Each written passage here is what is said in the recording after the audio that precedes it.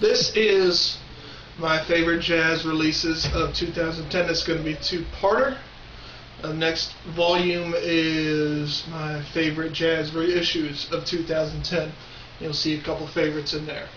Miles Davis, Sun Ra, a couple people who you might be familiar with. But let's focus on this, and I'll do this, and I got to make it quick because it's a long list. First we have Geri Allen with Flying Towards the Sound. She's a female piano player. She executes her songs brilliantly. She's inspired by Herbie Hancock and a couple other piano players. Next we have Claudia Quintet with Royal Toast. I guess you could call this fusion because it has post-bop, funk, jazz, rock, a little bit of everything. There's just a bunch of versatility in it, and if you're a fan of their earlier records, you'll like this one as well. Next we have the Bad Plus, Never Stop. This is a jazz power trio. This record grows on you. I didn't like it at first, but after a couple listens I said I can dig it.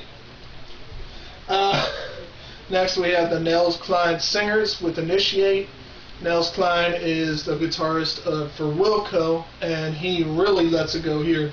This is a 2-disc release, with the first part being studio music and the second part being live, and they really let it loose. This is kind of like Jimi Hendrix fronting the Weather Report. It's incredible. Next we have Marilyn Crispell and David Rothenberg with One Dark Night I Left My Silent House. This is after hours jazz. There's a whole bunch of nuances in here, and the piano and clarinet play off each other and play together great. Next we have the Dave Holland Octet with Pathways. He has a whole bunch of A-list horn players here. This is big band, but it also has an intimate feel to it. Next we have Buddy Green with Apex.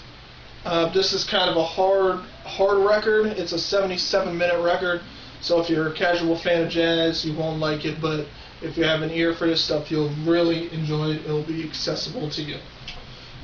Next we have Roscoe Mitchell and the Note Factory, Far Side. It's a classical, fragmented. There's a whole bunch of elements to this record, but it's rewarding with each new listen. Starts with a 30-minute opener, the Far Side, Cards and Far Side. Next we have the Preservation Hall Jazz Band with Preservation. There's a subtitle to it, but I'm not going to announce it because it's way too long. This is just showcasing the best New Orleans has to offer from the Preservation Hall Jazz Band. And Annie DeFranco's on this, Tom Watts is on this, Merle Haggard, Pete Seeger. There's a whole bunch of guests on this, and they all do their parts. It's beautiful. Next we have Trygve Seim and Andreas Utnem with Purcor, songs for saxophone and piano. This sounds like it was recorded at a church in Oslo, and it plays like Catholic Mass and has a sense of longing and searching in it. Next we have Matthew Shipp with 4D. There's a whole bunch of dissonance on this release. It shows where he's been, where his eyes at, where his future's heading. It's incredible stuff, and he has a vision that is pretty much unmatched in jazz music. There's a whole bunch of improvisations. It's incredible music. Next we have Dr. Lonnie Smith with Spiral. He will not stop. He continues even at his age of 70 plus years old. It's complex, it's simple, it's naughty, it's a lot of funk jazz stuff in there. It's great.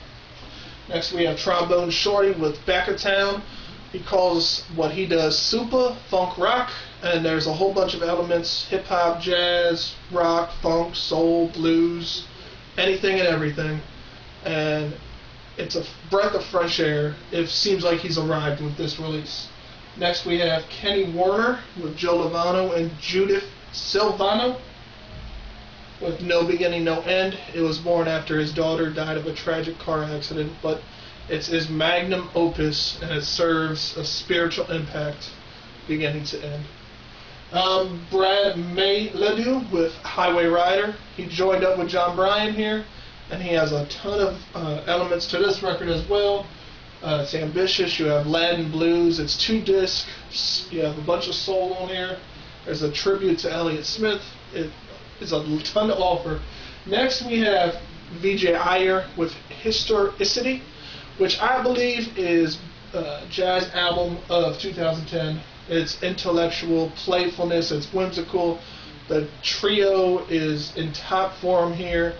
Vijay is one of the best piano players I've heard in a long time. It's complex. Words can't do it justice. Mostly other people do the killing with 44. This is New Orleans jazz on acid with blues thrown in. Best way to describe it. Salo with Sundial Lotus. This is the debut. There's a whole bunch of tricky rhythms in here, but it's worth your while.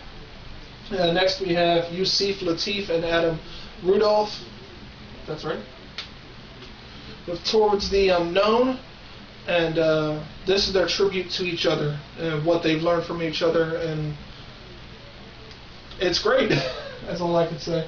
Henry Grimes and Rashid Ali with Spirits Aloft. This is their last collaboration together because Rashid Ali passed this year. And, well, last year actually. But it's intense. There's a whole bunch of atmospherics to them. They play off each other brilliantly. Chicago Underground Duo with Boca Negra. This is Brazilian jazz. It has a whole bunch of paranoia thrown in there. Electronics. There's tons of things going on in this release. Giuseppe Logan with Giuseppe Logan Quintet. He was thought to be dead, but he's doing some of the best music he's had in years. He dropped off for 40-some years, and for him to come back in true form, it's pretty masterful. Next we have Decoy and Joe McPhee with Otto. This is an uncompromising release. It starts off with a 40-minute opener, so you know what to expect. He's in his 7th decade doing this, so that's very impressive. Various artists is next with Treme, music from season 1. And it just perspectives, the joy, the sadness. If you watch the show, then you know that it's a bunch of New Orleans jazz and it's powerful, moving music. Next we have Odine Pope with Odine's List. Next we have Chucho Valdez and Afro-Cuban Messengers with Chucho's Steps. That's a whole bunch of Afro-Cuban jazz. David S. Ware with One Step. He had another record this year called Solo Saxophones Volume 1. This is better. He has 2 guys join him on this, and they play off each other brilliantly. Randy Weston with The Storyteller. He's 80-some years old, and he's still showing that he's a veteran of this, and he's got a youthful spirit about him. It's great. Dave Douglas and Keystone, Spark a Beam. This is kind of like the soundtrack to Mary Shelley's Frankenstein. Electronics, buzzing, horns, so many elements. It's mind-boggling. Next we have Brad Good with Tight Like This. The muted horn of his and the personnel are just out of this world. Jeremy Pelt with Men of Honor. The performances on this one are incendiary. And lastly, we have Matt Wilson with Matt Wilson's Christmas Trio. This is a Christmas album in the loosest sense. It's not stale. It doesn't play up the cliches. It's a refreshing Christmas album. And a couple missed ones. We have Ahmad Jamal with A Quiet Time. Mary Halverson. Hopefully that's right. Mary Halverson with Saturn Sings. And lastly, Kevin Eubanks with Zen Food. And that is it for this one. For my regular jazz releases, I will see you next time for Jazz Reissues of 2010.